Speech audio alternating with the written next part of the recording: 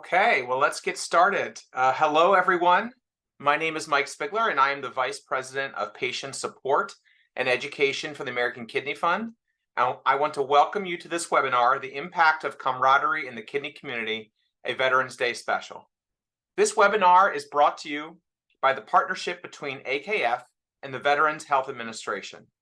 That partnership seeks to promote the health and wellness of our veteran heroes.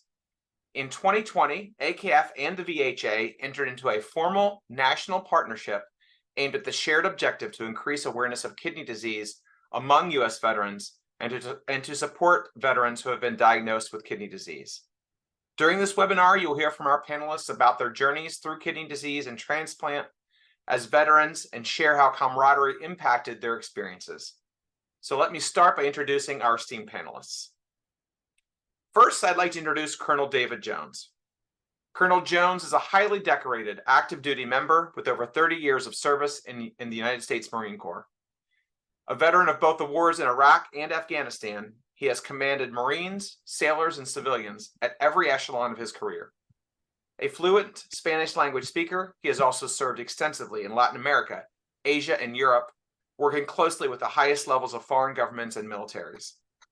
Colonel Jones was selected to serve in the White House as the military aide to the Vice President of the United States, Vice President Cheney, from 2006 to 2008.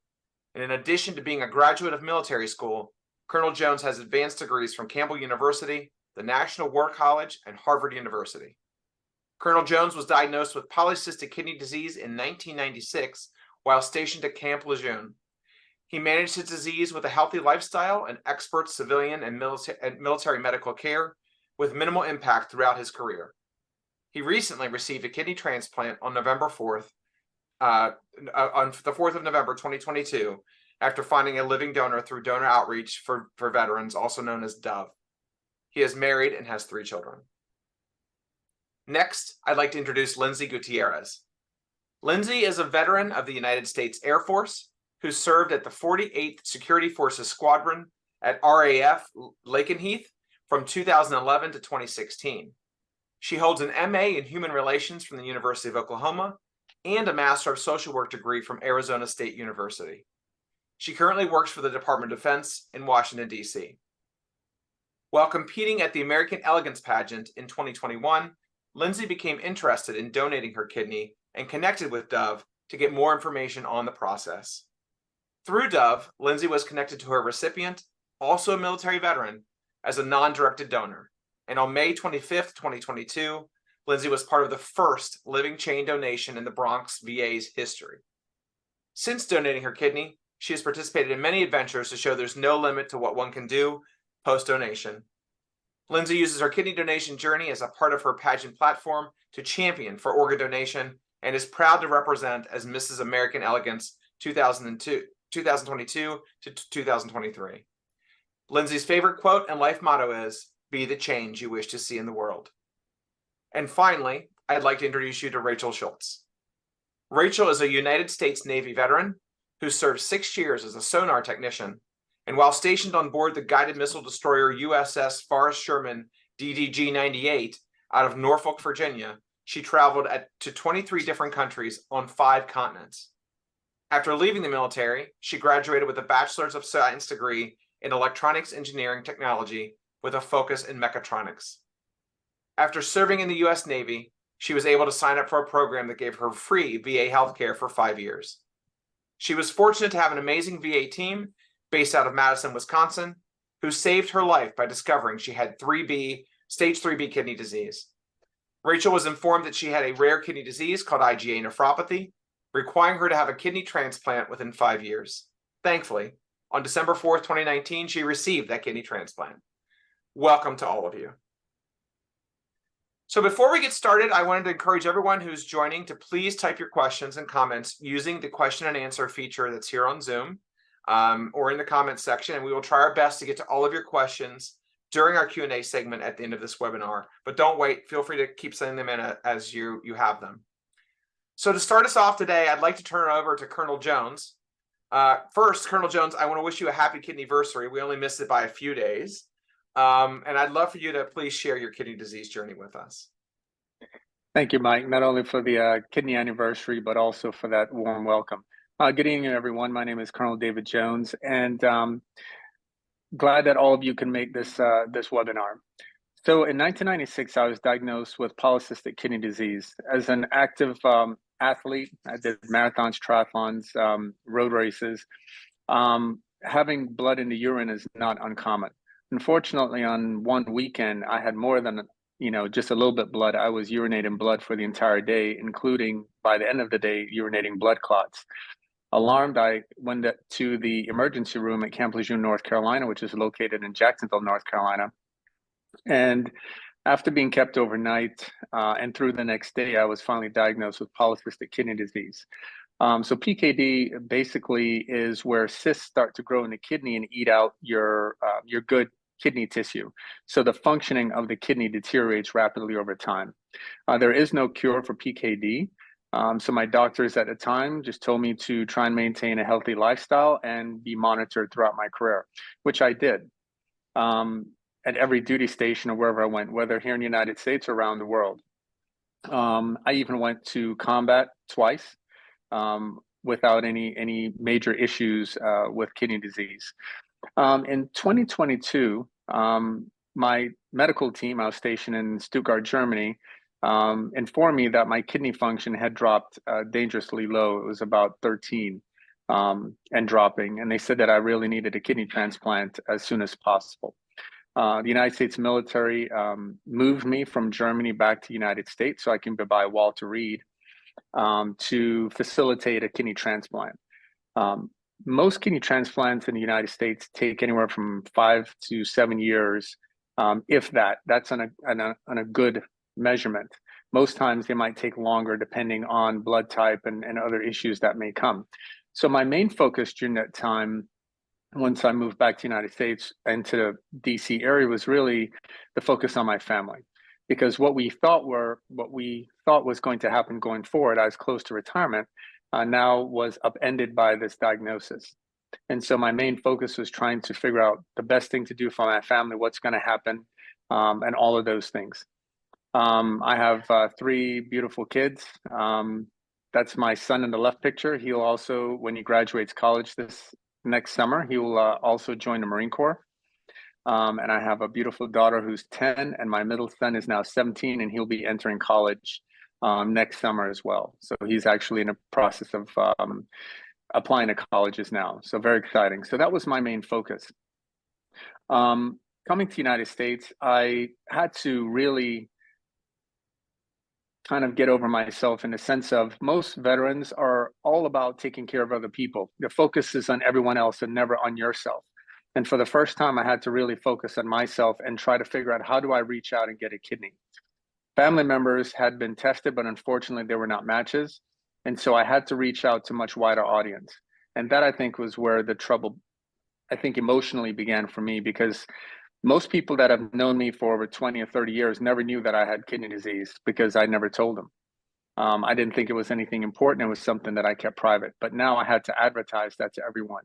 And that was a big emotional barrier for me to get over. But I did, with the help of my wife, advertised on Facebook, reached out to old college friends and my universities, anyone that I could think of to try and explain the situation and hope that they would get tested.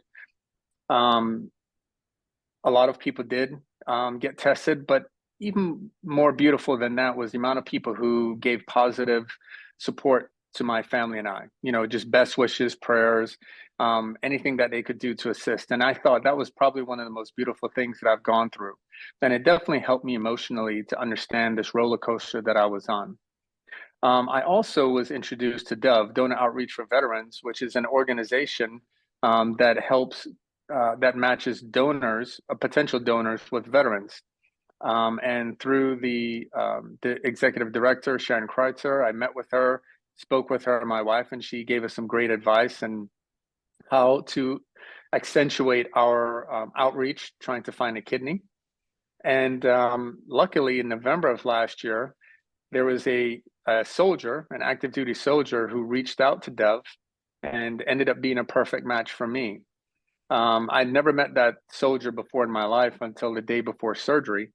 And I had surgery at Walter Reed National Military Medical Center, which I will tell you was an absolutely fantastic experience. The team there at the transplant center, Walter Reed, was top notch. And there is my donor, and right before surgery, and then we both went into surgery the following morning, and everything went smoothly. As a donor, he was in and out of surgery, and then as he was in surgery, excuse me, they removed his kidney and then walked it next door and put it into me and basically sewed me up.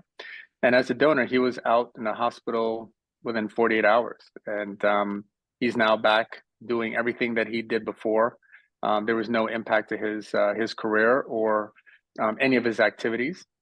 And as for me, I stayed in a hospital about 5 days just to make sure everything was well, and then I was released. The first couple months, lots of appointments going back to make sure the kidney function was working extremely well. And then to basically monitor the medicine, because medicines change. Some medicines are only for a few weeks, a few months, and then those drop off once the kidney health is ascertained. And then others you'll be on for life. So at this point, almost actually over a year removed from the kidney surgery, I'm on a medicine dosage that I'll have for the rest of my life. I'm back to a fully active lifestyle, running and working out and doing all the things that I would normally do.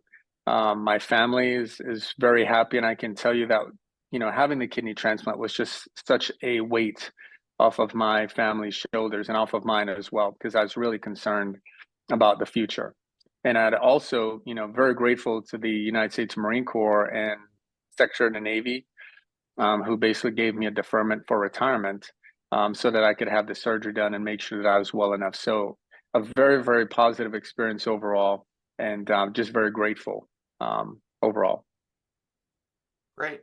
Well, Colonel Jones, you mentioned, the vulnerability it took to kind of share your story and do things on social media. And it sounds like, before you were connected with Dove, you were having some success. Do you have tips for those out there, either that are veterans or otherwise, and just how to share the story to try to find a living donor? Yeah, definitely. I think most people reach out to family members and close friends first. I'm not, if there are people who already know your situation. But after that, it's much a wider audience, and people are willing to listen and to give. And what I found is putting it on Facebook, a lot of people, even if they were not good candidates or couldn't, they would continue to forward that on their feed. So your posts on Facebook or other social media can actually go viral very quickly. And there are a lot of other groups, I think, that you can reach out to, veterans groups, that will also help to post your message to their members as well. So don't forget about the veterans groups. For some reason, I'm blanking out, but Veterans for Foreign Wars, other veterans groups within your area that can actually post your story and push it out. So I definitely, don't leave a stone unturned in trying to find that donor, and definitely reach out to Dove as well. If you're a veteran and you are struggling, please reach out to Dove. They will definitely post your story on their webpage as well, and then assist you in helping to find a donor. That's great. And it's just amazing that the Dove program was able to help connect you and connect you with a soldier. What does that mean to you to have that connection, with someone else that's had some shared experiences, to be that donor and also now share, obviously, this gift of life as well? Oh, wow. I mean, it is absolutely amazing. Here, it's, if you just break it out into two parts, a stranger that is willing to do something so selflessly and give a part of themselves. I think most people, might have donor organ donor listed on their driver's license for when they pass, if something happens. But to do something while you're alive and be such a selfless person is the most beautiful thing. And then to come from someone in the military as well. I think there's some kind of, there's myths within the military that, hey, you can't do any donating of any organs within the military because it will derail your career, or you will not be able to deploy anymore, not be effective, not be promoted. And that's definitely not true. And that is something that I definitely like to continue to promote, that you can donate being in active duty. It does not derail your career at all. So both of those things were just phenomenal. And now that person's a friend for life. You know, when I do retire, they'll be there at my retirement, and all the big things they'll be invited to, because truthfully, I'm alive because of them. That's so wonderful. Well, thank you very much, Colonel Jones. We'll come back to you in just a little bit. Okay, If thank you're you. just joining us, I want to welcome you to our webinar on the impact of camaraderie in the kidney community. This is our Veterans Day special. And as a reminder, we will take questions at the end of our time today. Please keep sending them in as you get them right now, and just put them in the Q&A box at the bottom of your Zoom window. But now I'd like to hear from Lindsay. And Lindsay, if you could talk about your experience in being a living donor, what it meant to you to be able to give that gift of life. Wow. So my journey started just like how Colonel Jones was saying. Most people mark organ donor on their driver's license. And so I've always had that and never thought twice about it until a couple years ago. And whenever I decided to compete for the title of Mrs. American Elegance 2 years ago, there was a delegate there that had shared a story that she was connected to another person who needed a liver transplant. And so her sharing the story really put a seed in me to think about that for the future. And at the moment, I didn't think twice. I just said, oh, I'll donate because I'm O positive. And so I knew that with that aspect being in my favor, I could possibly give to anybody. And so after the pageant, I didn't win that year, and that was okay because I knew that there was something more that was going to be coming from this.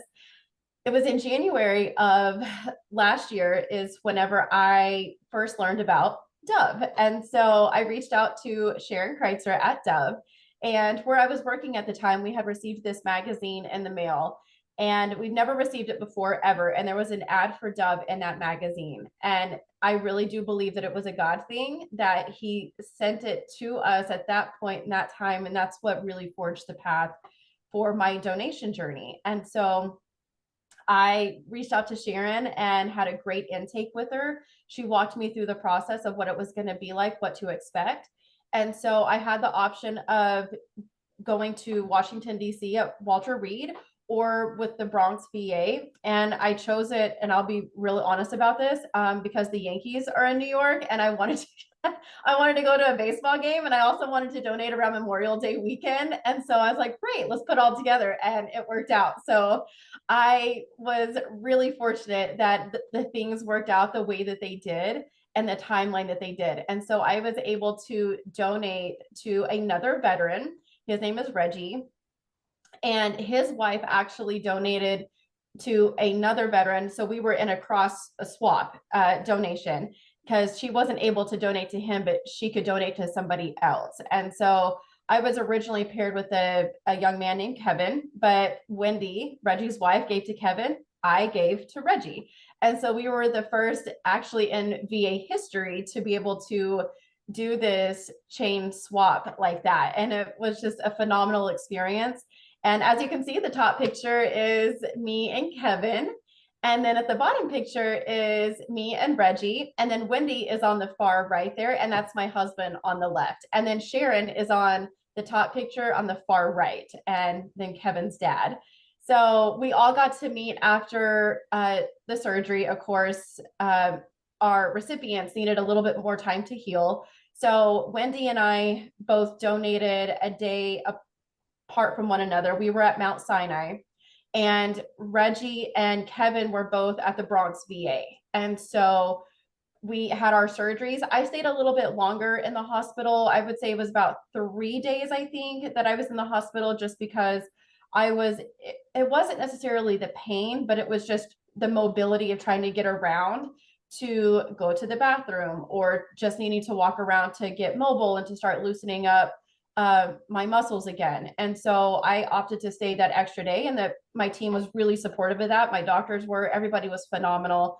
I would go through this process 100 times over if I had more kidneys to give. And so I'm hoping to be able to donate part of my liver as well within the next year or so, depending on how that works out. But it was a journey that I never expected, but it was all because of American Elegance, and because I received that magazine at work with Dove's ad in it, that all of this forged the way that it did. And I would not change any bit of this story. That's great. Well, thank you very much for sharing that. And one of the pre-calls we had, you talked about how active you are, and how it was a little bit of a adjustment, to get used to not being able to do that. And we had a comment in the chat just talking about how someone tries to stay active.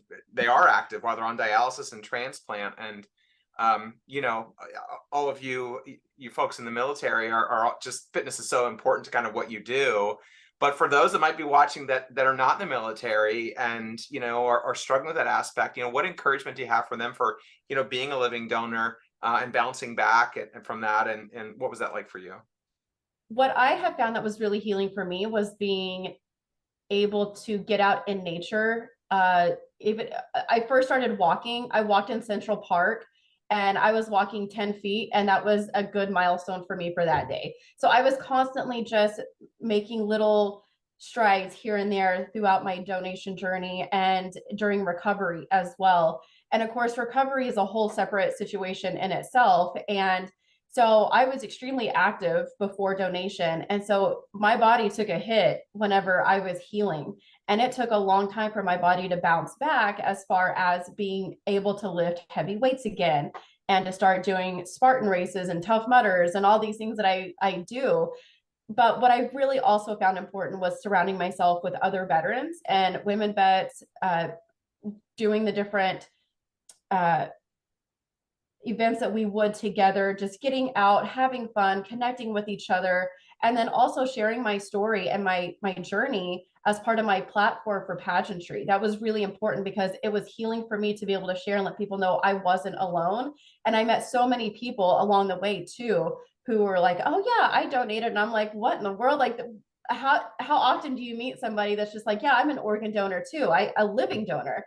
And thankfully, whenever I went back to American Elegance this past year, I had some great stories to share. We had hiked Mount Kilimanjaro and summited the peak on World Kidney Day. And I got to share that with my pageant family. And then, of course, skydiving with the Oscar Mike Foundation. So all of this was post-surgery. And it wasn't, oh gosh, it was probably, skydiving was at least in July, into July. And then hiking Kilimanjaro was last March. So all of this was only months after surgery, but you can see that it takes a lot to get back there. However, it's all about doing something, taking the small steps to heal, whatever that looks like for you. So it was a combination of emotional and mental and physical healing that I brought together in many different ways. Thank you very much. But one last question for you. Let me kind of ask you the inverse of what I asked Colonel Jones. What does it mean to you to donate to a fellow person in the military? That was what was really special about it, was knowing that as a veteran myself, I recognized the need to be able to give. And it was just something I didn't even think, oh, well, what if I need this? What if I need that? It wasn't even a selfish thought. It was something to me that was just a natural thing to want to do. And I guess that's not normal. To me, that seems like just a normal aspect to be able to give and to selflessly serve. So honestly, it just felt routine. I don't know that the best way of saying it, but it just felt like something I had to do and I needed to do. I wanted to do. Well, thank you very much. As an organization here, we work so hard to try to help patients who are on dialysis or close to dialysis, and having people like you step forward to give that gift of life, it really means a lot to us here at the Kidney Fund too. Well, let me move. We'll come back to you, but Rachel, I'm going to come over to you. And similar to Colonel Jones, you also experienced complications with a rare kidney disease. You needed a transplant. Can you talk a little bit about what it was like for you being diagnosed with kidney disease and the journey that you took to finally get your transplant? Well, certainly. So good evening, everyone. Welcome. As you said, my name is Rachel. I served for 6 years in the United States Navy. I was active duty for those 6 years and stationed on board a guided missile destroyer out of Norfolk. And in this picture, we're actually down in Peru. I wanted to be on submarines. They didn't allow women in submarines till recently. So any chance I got, I would visit any submarine I could get onto. So that is a Peruvian Type 209 if anyone is interested. But during my time, not only do you have the camaraderie with your fellow sailors, and you form a strong family. I grew up as an only child, so that kind of became my, my group of siblings, if you will, right? So when you go out, you pick on each other, you get to have a little fun, things like that. But you do form that bond over a long period of time. So traveling to all those countries, seeing all those things, it was absolutely amazing. And during all that travel, I did enter into certain areas that were considered warfare areas, which did enable me to be allowed into a certain program for when I did separate from the military. So that program allowed you to have 5 years of free healthcare once you separated from the military. And for me, that was fantastic. As soon as I got out, I went and worked on getting my bachelor's degree. So I didn't have to worry about insurance, which was fantastic. And was able to get back home to the Midwest area. So I'm out by Chicago. So once I got back out here, served my tour, I got my degree. I'm like, all right, now it's time to start really, really living life, doing what I want. I can do whatever I want now. I got the freedom. And I've always been very conscious about my health. My mom was a nurse, so it was always, you never got out of going to school unless you really were sick, and she knew how to tell if you were fooling or not. So it was one of those, you knew when you were sick and or something was wrong, you knew it. And so that was something I brought to my VA primary care. The only indication I had that anything was wrong with me was that my blood pressure started to go up. So initially, I'd always had low blood pressure. So it got to about what normal people would have, about 120 over, 120 over 80, 90-ish.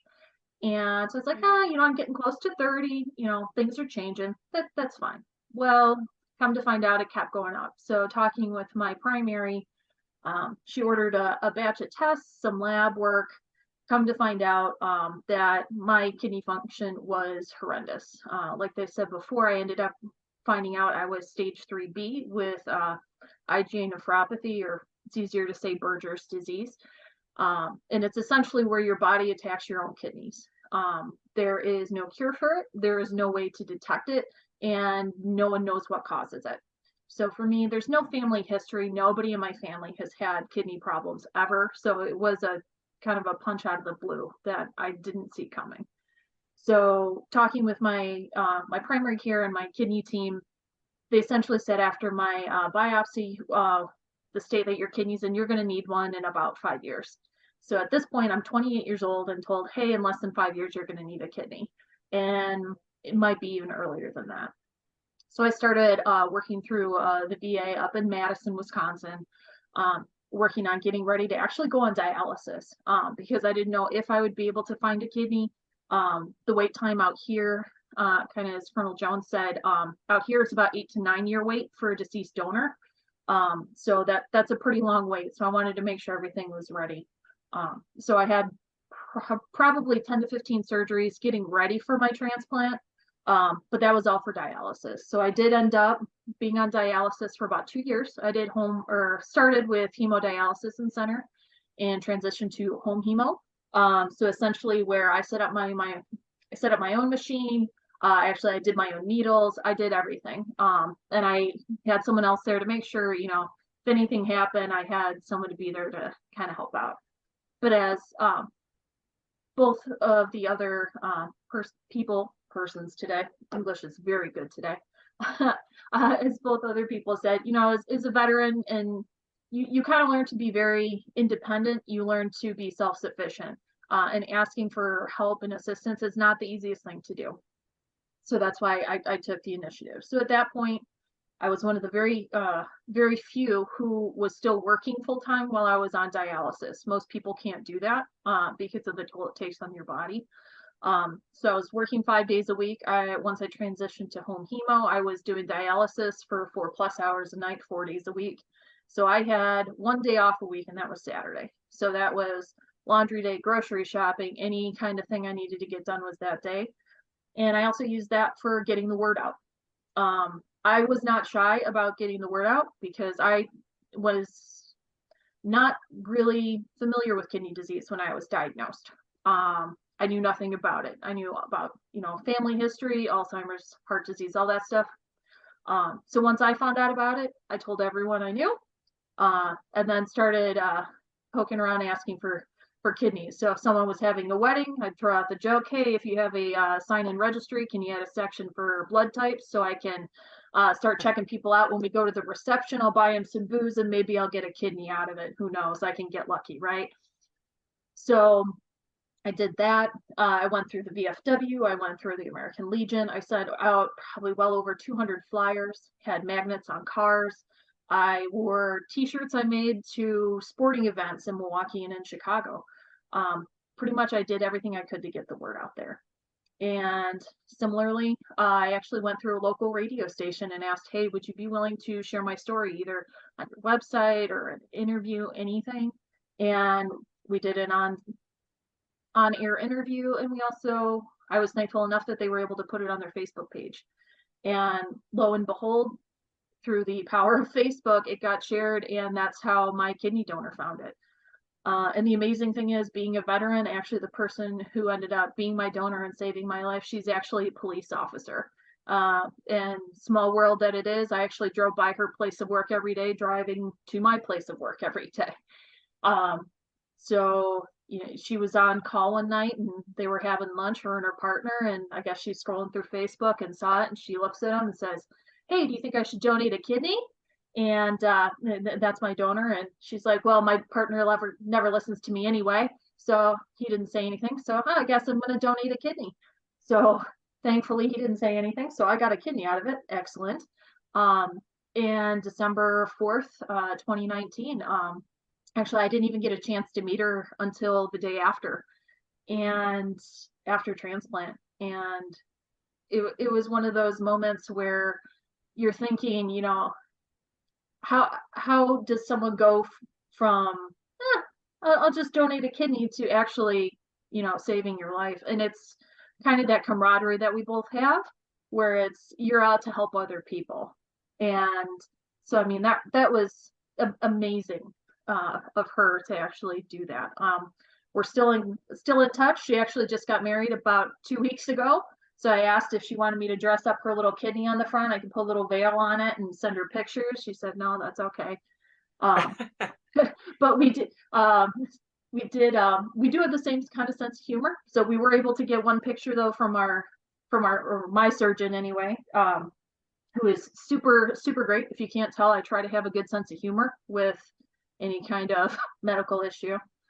So we did ask if, hey, can we see the video? This would be really cool, as we're like showing each other scars. And he's like, nah, we can't really do that, because of liability reasons. I'm like, oh, well, how about a picture? So thankfully we did get a picture of our kidney. So that's kind of cool. It looks like chicken, but we both asked, and he's like, well, even if I forget, I'll find one on the internet and you'll never know.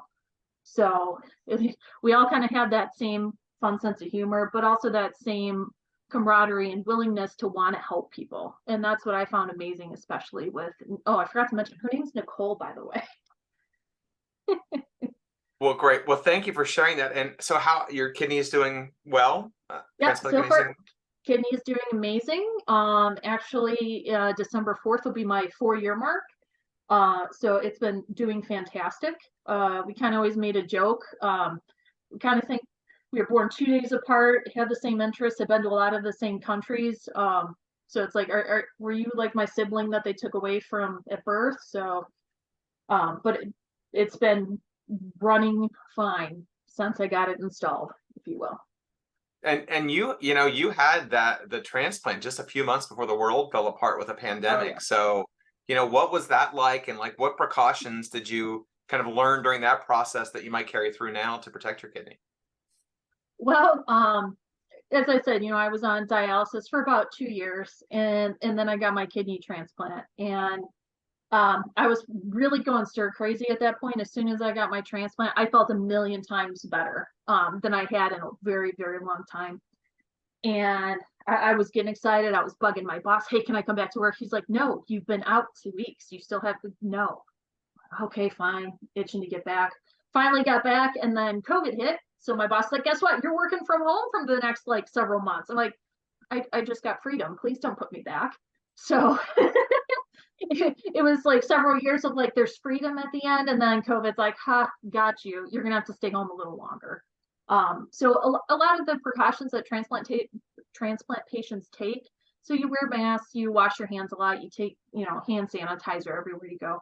So I kind of chuckled a little bit when COVID hit because everyone's like, oh, this sucks. And I'm like, it's like the whole world had a transplant with me. So I don't feel so bad. So you all get to wear masks. I get really cool decorative ones now. And there's a lot more hand sanitizer. So I'll take it. That's great. Well, thank you all for sharing your really inspiring stories. We're going to move to the Q&A section. So if you've not already given us your questions in the chat, please feel free to do that. We're going to start taking them now. I'm going to selfishly ask one myself to start with. And Colonel Jones, I'll come back to you to start with. I'm going to ask all three of you to respond to this one. You've each served in the military. You've been active. You've had to bounce back after the surgery. How did that recovery impact your mental health? And how were you able to move past any of those challenges? Colonel Jones, I'll start with you. Okay, thanks, Mike. That's a great question. So it was difficult. As I think all of us have stated, I was used to, being very active, working out. And so it was truly baby steps. When I could, finally walk, it was very, very tender because after several weeks, I still had a drain bag and different things that it took a couple weeks before they took it out. And then just trying to walk, I would do something simple as getting in the car because I had to be protected for several weeks. So I just get in the car and ride with my wife to the grocery store and sit in the car. But it was better than sitting at home or just ask her, can we just go for a drive? Just something to change the scenery. But I was itching to be able to go back to where I was. And I realized that it wasn't the case. I had to be very patient. So patience is something that you definitely have to learn. And you definitely have to operate within that. And slowly, as Lindsay said, I just started taking steps. We would, go walk outside for a little bit.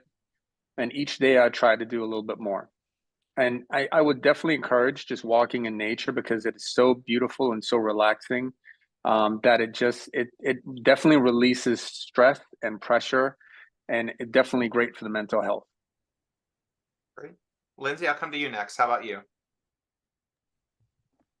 It definitely took a hit. My mental health was really challenged, and not because it had anything to do with my decision. It was the healing process because you don't know what to expect, because how do you even gauge something like that? There's no way that you really can. And everybody's body is going to react differently to a surgery, which is a trauma essentially. And so I knew I was going to be sore. I just didn't know what to expect from it. For me though, knowing that just hours before I had the surgery, I was walking and running and doing all these things without any kind of issue. And then just a few hours later, I wake up from surgery and I feel like I can barely move. I have all this air in me because I had the laparoscopic surgery. And then they removed my kidney from a little C-section under my belly. And so it was a whole 180 for me, and thinking, oh my God, am I ever going to get back to where I was before? And my doctors and nurses were like, you're going to be fine. You're going to get there. It's just going to take time. You have to give yourself grace. So I kept doubting myself. I saw there was a question in the chat.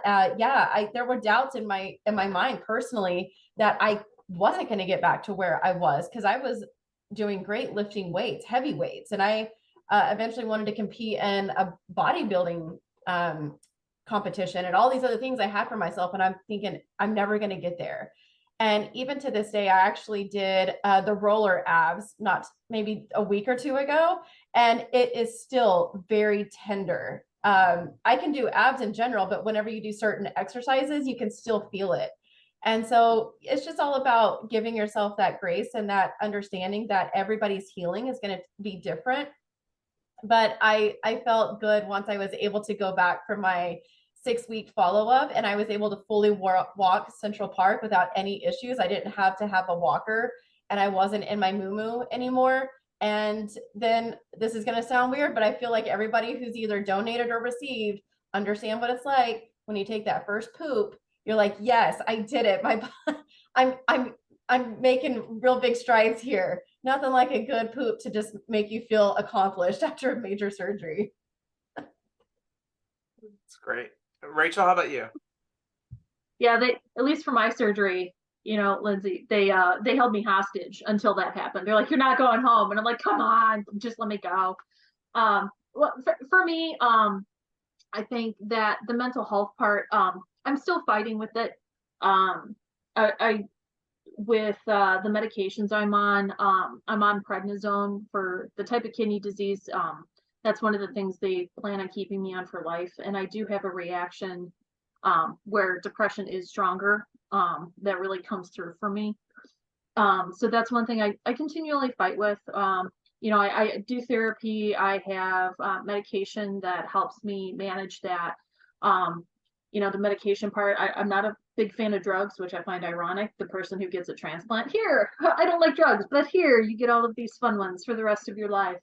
But it helps me keep my spirits up, keep, you know, those voices back to where it's like, you know what, it is baby steps to get from point A to point B. And I think the biggest one that I had to really overcome was, because mine was an autoimmune disease where it's my body attacking itself. My mind immediately went to, my body's trying to kill me. I'm living with a murderer, an attempted murderer, every day. And it's like, how do you really get past that, right? Because even with the transplant, I can still have this come back and it still can destroy this one. So it's not really gone, it's still there. But having that, not only my military friends, you know, through Facebook when I was on dialysis, I had a great time, ironically, on dialysis, talking with all of them because I actually had the time to sit, and different people are in different locations. So I think that that big group and camaraderie really helped with getting me through. Yeah. Well, I think if there's one takeaway from this, I mean, the importance of just, you know, kind of having some humor and some, you know, humbleness about this whole situation that you're going through is an important part of getting through as well. Rachel, I'm going to stick with you with a question. You know, at the American Kidney Fund, we have an entire program called the Unknown Cause of Kidney Disease Project, where we're trying to help people understand what caused their kidney disease. Sometimes it takes years, 7, 8, 9 years, or never. And, you know, I'm going to come to you, Colonel Jones, with the same question. But, you know, with both of you having a relatively rare kidney disease and having it diagnosed, you know, at least from my experience, pretty quickly, I mean, I think that says a lot to the VA care. And I wonder if you could speak a little bit to that, Rachel, to start with. Yeah, most certainly. So thankfully, with mine, it's fairly easy to diagnose, but the hard part is actually finding out that you have it. So as I said, I was very astute in following, you know, my health and keeping an eye out for things that were, you know, out of the ordinary. A lot of people don't do that. It's totally going to pick on my dad. He's one of those people. He doesn't like doctors. He doesn't want to go. But it's one of those things that I'm one of the lucky few with this disease that was able to find out before I was in kidney failure. Most people who have IgA nephropathy find out when they're in the hospital and they're already in kidney failure. But once I found out, there were lots of different things that I did to try and help those people in the future. I know the VA has the Million Veteran Program, where they're asking for veterans to actually donate, where they can do different trials, different testing. And I might not see the benefits, but people down the road might. And yeah, it's still kind of frustrating for me because I like to know, okay, what happened, what caused it, what can I do to prevent it? So that's something, you know, patience, I have to kind of rein that back in, but I can still try and help others. And I think that's kind of how I took something that is very unknown, not able to be, if you want to say, put in a box and actually understood, but I can help others maybe down the road to actually understand it. Colonel Jones, same question for you. What do you think of, you know, the care that you received there, the getting the diagnosis? I mean, what's your take on the services you received at the VA? Because to me, it seems like it was pretty great. Yeah, I mean, the services were phenomenal. You know, both for the transplant at Walter Reed National Military Medical Center was top notch. I mean, the doctor that operated on me was also a doctor at Johns Hopkins. The head of the unit was also, who was a military lieutenant colonel, was also the head doctor at Georgetown. So all the doctors are extremely accomplished and work with all the hospitals in the area, performing surgeries all over. And, you know, for polycystic kidney disease, it was something that when they finally took the CT scan, they were able to see it more clearly on the radar. So it wasn't just the enlarged kidney, it was everything else that was with it as well. And I hope down the road, I know that there's always strides, and American Kidney Foundation is always working, looking for cures and new medicines and different things. And I'm hoping in the near future, there will be some kind of cure for this, so that somebody who gets it early, it can be cured, maybe hopefully in the future without surgery. Something that can happen that can help, something that many people think, wow, I don't even know. I have a great friend of mine who did not know he had kidney disease until he was actually in kidney failure in a hospital and almost died. Because it's not something when you go to the doctor, you just, oh yeah, how's my kidney doing? It's not something that people check on very regularly, and unless there's an issue which causes a doctor to then look at that. Maybe it's a blood sample or something like that that causes that to go. So great, thank you. Well, we have a question in the chat that I'm actually going to take. There's a question just about how long does it take to get a kidney for someone that's not a veteran. It really varies. It varies depending on blood type, tissue typing. It depends on if you've had blood transfusions before, previous transplants, if you've been pregnant before. All those things can make you what's called more sensitized and can make it a little bit harder to get a match. I think the national average is somewhere between 3 and 5 years, but I've met people that spend a few months, and I've met people who spend 10 years. So it really varies. For those of you out there that are on the transplant list or need to get on the transplant list, I would also look at what's called multi-listing, which means you can get in 2 different areas to get on transplant lists. If you're right across the state border where the regions split, get in hospitals in each of those regions, kind of double your chances there.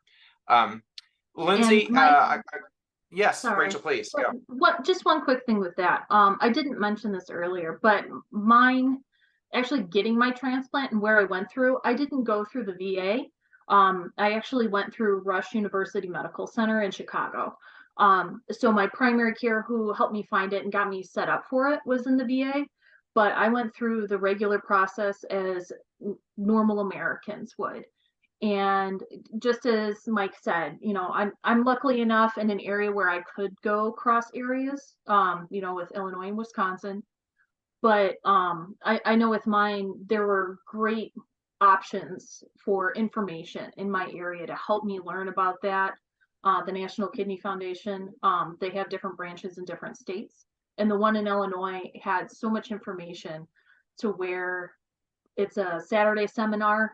They pay for a lunch, you come in, and they have breakout sessions. So it's anyone from, hey, I just found out I had kidney disease, to there was a lady there, she's had her transplant for 40 years. And it's amazing to where you can talk to people in different walks of life to find someone who's like, oh, that seems like me. Okay, well, how do I get from here to where you are? Great. Lindsay, I want to come to a question that came for you is, you've donated. If you could do it all over again, would you donate again? All this, yeah, absolutely. I wish I could grow more kidneys. I know that's not possible, but yes, I absolutely would. I am a bone marrow donor, so I've already signed up for that. So I haven't donated bone marrow yet, but if somebody needs it, my information is in the registry. Same with kidney, or not kidney. I only have one of those to give. So sorry, everybody. I'm fresh out of kidneys, but I have more liver to give if anybody needs some liver. So happy to do that. I donate blood. Whatever I can give, I'm going to give while I'm alive. And then as soon as my time here is done, everybody who wants it can have the rest of me. Great. I think we got time for maybe 2 more questions before I come to each of you for kind of final thoughts. I'll pose this to any of you, but there's a question just about, a lot of times in the military, you're moving around frequently, right? So you're not seeing a lot of civilians, we see the same primary care doctor kind of over and over again and develop a relationship. How do you manage that aspect of moving around and having a different care team? Jones, so you come off. I'll start with you. Sure. It's actually extremely easy, because basically once you're diagnosed, your records follow you. And depending on, like for me, since there was no cure, all I needed was either internal medicine or nephrology at every duty station I went to. And every duty station has those those medical teams, whether it's a military hospital or out in town. You just get farmed out in town to a civilian hospital, and then they pick you up for your amount of time there. And then your records, basically, if you're overseas, those records come back into the military. So when you see your doctor, you bring your records back, or the hospital sends it back to DOD, and it goes into your medical records. So they're digitized, they're translated, if not in English. DOD pays for that translation. They're translated, or Navy Medicine, excuse me, pays for the translation, and then it becomes a part of your file. So everywhere you move, you will automatically get assigned. You have a primary care doctor, and then you'll automatically get a doctor, a specialty doctor for your disease. So it's not a problem at all. I mean, it was Great. absolutely easy. And I've served in Latin America. I've lived in Latin America. I've lived in Europe, and I've lived in Asia. No problem any place at all. Great. And someone just said that they received their kidney transplant in 2013, and they just did the New York Marathon this past Sunday. So see, you really can do just about anything. So congratulations, Darren, for doing that. I think it's probably time. We probably should just go around robin. And first off, let me just say, I want to thank all of you for not only sharing your stories this evening. It's truly been an honor and my privilege to moderate this panel, but thank you for your service as well. We truly appreciate it. We'll just go in the order we started, but so I'll start with you, Colonel Jones. What are final thoughts, takeaways that you want people to think about as they're leaving here today? Sure. I think the first one for veterans, don't be afraid to let people know of your condition. You are also human. We also need assistance. And whether that's you're dealing with struggling with mental issues or, emotional issues, please reach out to somebody, because there's somebody there that knows exactly what you're going through it, that have been through it. I think that's the first one. The second thing I will say is, for those who are waiting kidneys, reach out, use every tool you have at your availability. Social media is a great thing. You can post in your local newspaper. As Rachel said, go to the local radio stations and tell your story. They'll, interview you and get you on air, and, really get your story out. And, for those who are supporting, help to push that story out. And everybody, I think, should really look to register to be a donor, because you are actually saving lives. Somebody unselfishly saved my life. I'm able to see my kids grow up. I'm able to finish my career in the military here in the next couple months. But that was because somebody did something unselfish. And so I would encourage that, if you haven't thought about it, please go out and, register. You can call Dove if you want to give to, be matched with a veteran, and they'll run a screening on you. And then if you're okay, then they'll, pass you on to one of the VA hospitals that have military members, that are waiting donations. So please consider it. All right. Those are my two takeaways. Perfect. Lindsay? So I wrote down three things, actually. So the first one would be to step outside your comfort zone. This was outside of my comfort zone to be a donor. I mean, nobody likes having surgery, but it was absolutely worth it to help save a life. And not only that, you're impacting the families of those recipients as well, and getting to see those changes and those effects last for years to come, hopefully. And so the second one would be to recognize that healing is not linear. Your healing journey is not going to be like somebody else's, because I was a part of some donor groups, and people were like, oh yeah, I ran a marathon in a week. And I was like, no way. There's no way I could do that. And that's exaggerating, but I'm just saying people were really bouncing back, and I was not. It took months before my body went back to normal. And so it's okay to let your body heal the way that it needs to. And then the third one would be just to share your story, because doing this, what we're doing now and coming together, is helping make an impact around the world. And we're making changes. I know that when we were in Tanzania, there was a lot of political and other kind of challenges that came with donating. But once our story got out into different nations in Africa, it started to open up a whole different door for them to see how it is a positive thing to donate. And so hopefully that's making changes, not just in our local communities and around us, but in many parts of the world that we may never see, but it's making a huge difference. Great points, Lindsay. Rachel? I had a couple as well, but to piggyback real quick off of Lindsay, even here in the US, a couple of months ago, I did volunteer to go down to Capitol Hill, and actually there are 2 bills that are going through the House and the Senate. Hopefully they're moving now that we have everything back up and running. But the first one was for for living donors, to make it where insurance companies cannot deny them coverage, life insurance can't deny them coverage, things like that, which there's a lot of states that do, there's a lot of states that don't, and that would make it a national coverage to where they're protected. Because I know as a transplant recipient, I don't see why my donor who saved my life should ever be penalized for saving somebody. That just seemed wrong to me. And then the other one, Colonel Jones, was actually for more funding for rare types of kidney disease. So that was something else that they're looking into, and that one's just starting out. But that just popped in my head. So thank you, Lindsay, for that one. But the other ones that I actually had were for most certainly be your own advocate for your health, whether it is kidney disease or anything else. I can tell you right now, I've had that told to me. Not necessarily regarding my kidney stuff, because I had a great primary care with that, but for other things. And I've had friends who were about my same age, middle 30s, who have been told you're too young for that, and they found out they had cancer because they were ignored.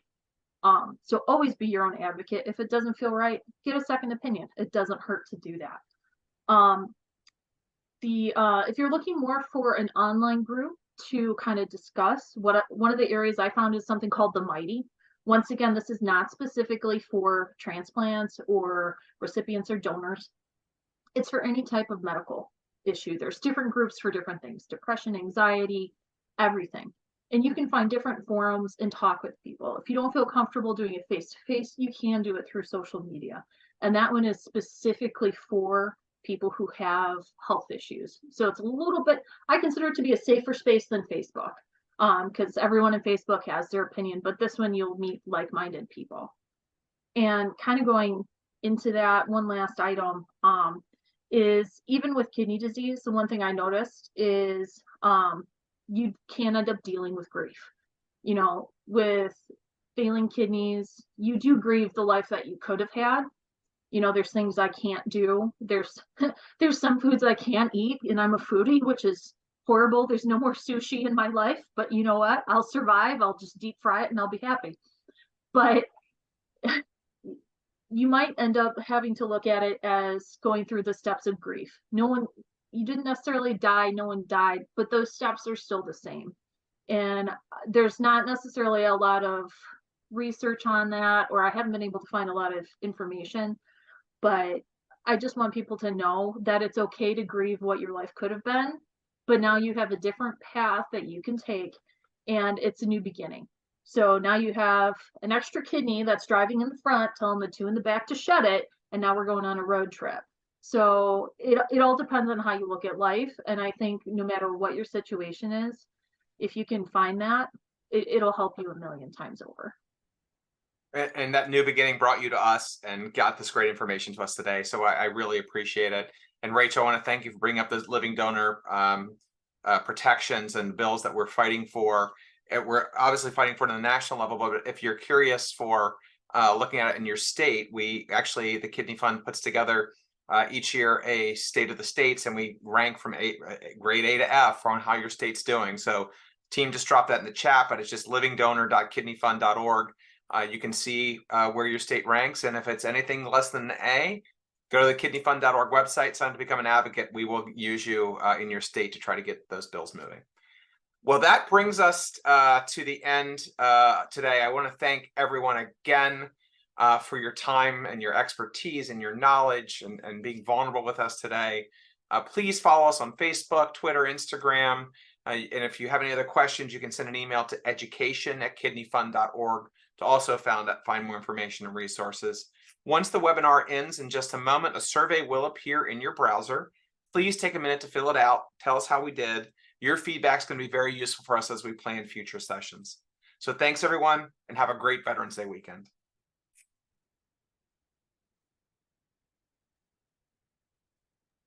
Thank you, everybody. Thank you. Thank you.